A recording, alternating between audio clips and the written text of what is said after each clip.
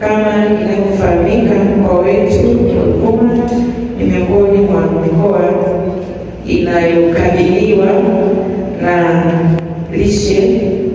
changamoto ya lishe duni kwa asilimia ambayo ni 35.6. Asilimia hii, Mheshimiwa mgeni rasmi, imevuka kiwango cha bezi ya asilimia ya kitaifa ambayo ni 30. Lakini hali hii haikubaliki.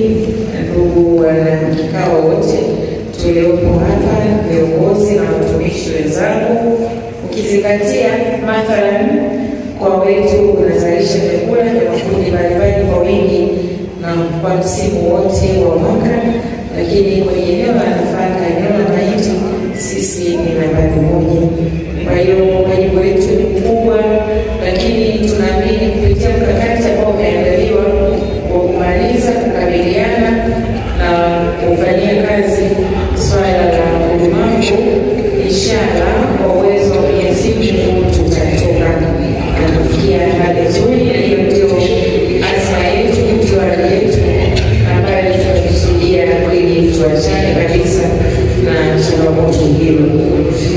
Kwa hiyo tumeandaa mkakati ambao mkakati huu pamoja ni shirikishi utatekelezwa kwa kipindi cha miaka 5 kuanzia mwaka wa fedha 2025/26 ambao ni mwaka huu ambao tupo.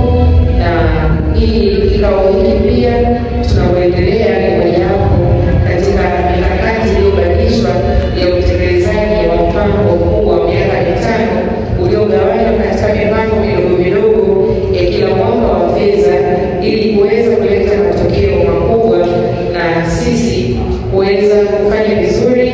Lakini majirani zetu pia baadhi ya mikoa kama Njombe wameshasogea na Iringa, lakini wote tunafanya kwa pamoja ili kuondoka kwenye changamoto hili kwa kuwashirikisha wadau wote.